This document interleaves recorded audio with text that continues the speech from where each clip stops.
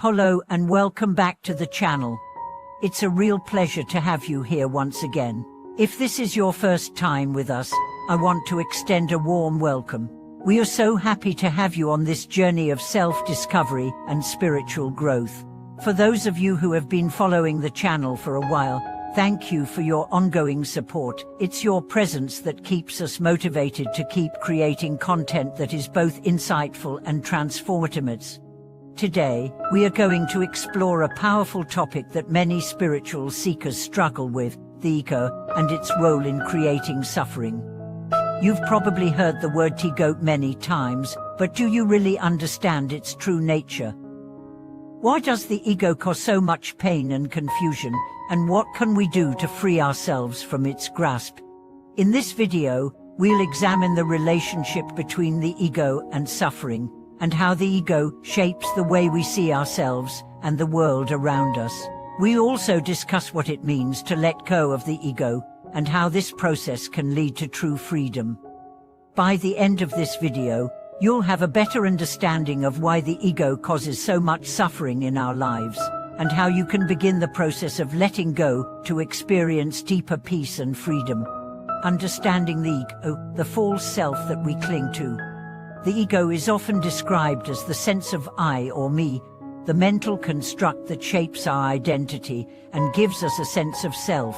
In many ways, the ego is what makes us feel separate from others, and it's the source of many of the emotions and thoughts that we experience throughout our lives. But the ego is not who we truly are. It is an illusion, a mental construct that we create in order to navigate the world. From a Buddhist perspective, the ego is built upon the mistaken belief that we are separate from the rest of the world. This belief leads us to identify with our bodies, our thoughts, our emotions and our desires, as if these things are the core of who we are. The Buddha referred to this attachment to the ego as tayas, or self-identity, and she taught that this attachment is the root cause of suffering. When we cling to the ego, we are constantly seeking validation, protection, and control. We try to protect our self-image and avoid anything that threatens our sense of self. But in doing so, we create an endless cycle of desire, fear, and suffering. The ego is like a mask that we wear, and behind this mask is the true self, something that is far more expansive, interconnected, and free. The problem is that we identify so strongly with the mask of the ego that we forget who we truly are. We become trapped in the illusion of the self, and this illusion is what creates so much suffering in our lives. The role of the ego in creating suffering, how attachment to meat leads to pain. To understand how the ego causes suffering, we need to look at the ways in which it affects our thoughts, emotions, and behaviors. The ego constantly reinforces the idea of me and mine, creating a sense of separateness from the world around us. This separation leads to various forms of suffering. One of the most common ways the ego creates suffering is through attachment. We become attached to our beliefs, our possessions, our relationships, and our achievements. We think that these things define who we are, and we feel threatened when they are challenged or taken away. For example, when someone criticizes us, our ego reacts with anger or defensiveness because our self-image is being threatened. Similarly, when we face failure or loss, we feel deep pain because we believe that our identity is tied to our success or status. This attachment to the ego also leads to a constant cycle of desire. The ego constantly seeks validation, recognition, and approval from others. We want to be seen as successful, attractive, and important.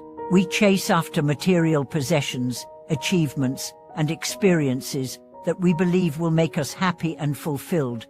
But no matter how much we acquire, the ego is never satisfied. It always wants more. This is where the cycle of suffering begins.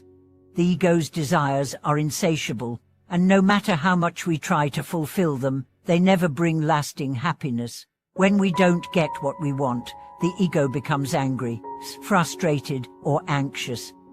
When we do get what we want, the satisfaction is temporary, and the ego immediately shifts to seeking something else. This constant cycle of desire and dissatisfaction is what causes so much pain in our lives. Another way the ego creates suffering is through fear. The ego is constantly trying to protect itself from harm, and this leads to a deep sense of insecurity.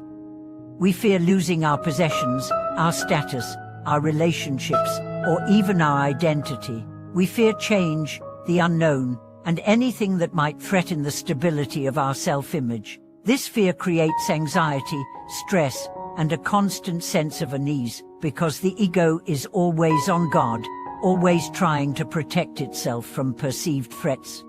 Letting go of the ego, the path to true freedom. The Buddhist teachings offer a path to freedom from the suffering caused by the ego.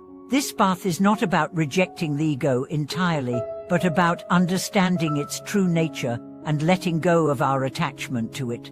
By doing so, we can experience true freedom, the freedom that comes from realizing that we are not the ego, but something much greater. Letting go of the ego begins with awareness. The first step is to recognize the ways in which the ego is controlling our thoughts, emotions, and actions. This requires self-reflection and mindfulness. By becoming aware of how the ego operates in our lives, we can start to disentangle ourselves from its grip. One of the most effective ways to let go of the ego is through mindfulness meditation. When we meditate, we create a space of stillness and presence where the ego can no longer dominate our attention. In this space, we begin to see the ego for what it is, a mental construct that arises and fades away, but is not our true self. With practice, we begin to identify less with the ego and more with the awareness that observes it. Another important aspect of letting go of the ego is practicing self-compassion. The ego thrives on judgment and criticism, but when we practice self-compassion, we begin to soften our attachment to the idea of perfection. We let go of the need to constantly prove ourselves and accept ourselves as we are. This shift in mindset allows us to release the ego's control and embrace our true, unconditioned nature. The freedom of non-attachment, living without the ego's grip. When we let go of the ego, we experience true freedom. This freedom comes from the ability to live without attachment to the fleeting, ever-changing desires of the ego. We no longer identify ourselves by our possessions, our achievements, or our status. Instead, we embrace the present moment with acceptance, knowing that we are already whole and complete, just as we are. Living without the ego's grip also means living with a sense of peace and equanimity. When we let go of the need for validation or approval, we are no longer at the mercy of external circumstances. We no longer react impulsively to criticism or praise. We are free from the constant cycle of desire and fear, and we can approach life with greater clarity, compassion, and wisdom. In practical terms, this means living with a sense of mindfulness and presence.